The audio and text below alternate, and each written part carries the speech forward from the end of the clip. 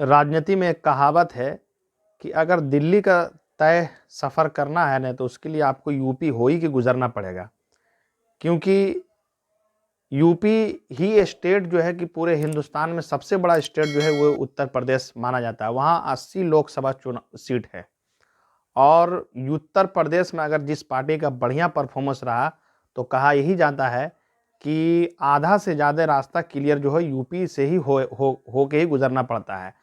तो इस वक्त मौजूदा स्थिति में वहाँ पे भारतीय जनता पार्टी बहुत मजबूत स्थिति में है।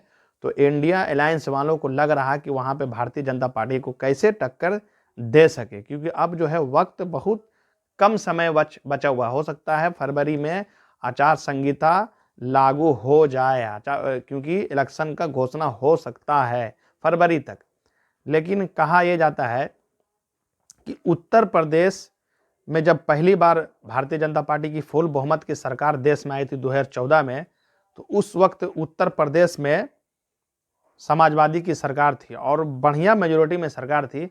लेकिन जब 2015 में चुनाव हुआ तो समाजवादी पार्टी कहाँ उड़िया गया उसको पता ही नहीं चला और वहाँ पे फुल बहुमत की सरकार भारतीय जनता पार्टी की वहाँ पे बनी।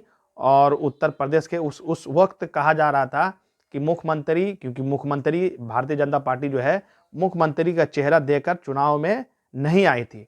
और उस समय 2015 का बात हम बता रहे हैं कि 2015 में 1 नंबर पार्टी जो थी विधानसभा में वो थी समाजवादी पार्टी, और 2 नंबर में बीएसपी थी, और 3 नंबर में पार्टी जो थी वो थी बीजेपी। लेकिन जब भारतीय जनता पार्टी और मोदी लहर जब चला तो सारे के सारे पार्टी वहां धुआं में उड़ गए और भारतीय जनता पार्टी वहां फुल मेजोरिटी की सरकार बनाए। 2014 में मोदी की लहर और उसके बाद 2015 में वहां भी मोदी जी का लहर रहा।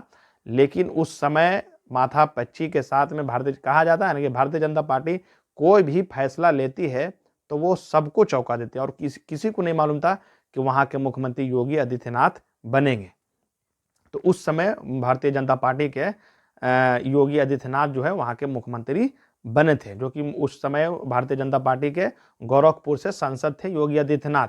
लेकिन अभी वो उत्तर प्रदेश के मौजूदा मुख्यमंत्री है। लेकिन लोग, इंडिया अलायंस वाले लोग, यही कयास लगाया जा रहा है कि यूपी में भारतीय जनता पार्टी को ज़्यादा से ज़्यादा सीट पर जो है रोका जा सके। वो कैसे रोका जा सके?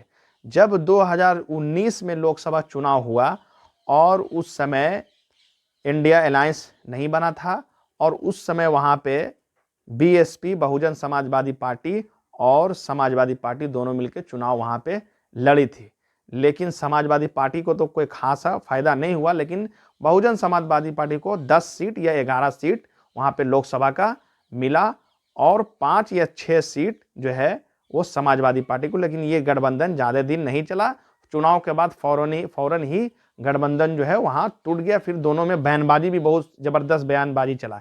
फिर नतीजा आया 2000, फिर अभी जो है विधानसभा चुनाव अभी हुआ। विधानसभा चुनाव जब हुआ वहाँ, तो वहाँ पे समाजवादी पार्टी को लग रहा था कि हो सकता है सत्ता जो है हम दोबारा रिपीट कर पाएंगे। लेकिन फिर भी वहाँ पे मोदी लहर में और योगी लहर में ऐसा कुछ हुआ नहीं। फिर भी वहाँ पे अभी फिर दोबारा जो है भारतीय जनता पार्टी की फुल बहुमत मेजोरिटी की सरकार वहाँ पर नहीं। लेकिन अब जो है इंडिया अलायंस वाले को लग रहा कि भारतीय जनता पार्टी को उत्तर प्रदेश में हम ज़्यादा से ज़्यादा सीट पर कैसे रोक सके। तो पहले से इंडिया अलायंस में समाजवादी पार्टी के मुखिया अखिलेश यादव जो है पहले से वहाँ मौजूद है। लेकिन कहा यह भी जा रहा था, क्या ये भी लगाया जा रहा था कि उत्तर प्रदेश में इंडिया अलायंस में जो है बहुजन समाजवादी को आने से समाजवादी पार्टी ही रोक रहा है।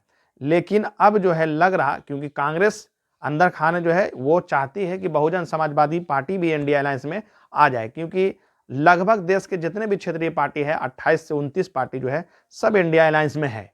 लेकिन बात करें तो अब जो है सुगबुगाहट जो है ये तेज हो गया है और ये माना ये जा रहा है कन्फर्म कि हो सकता है इंडिया अलायंस में 2 दिन या 3 दिन में जो है बहुजन समाजवादी पार्टी जो है वो एंट्री कर सकती है।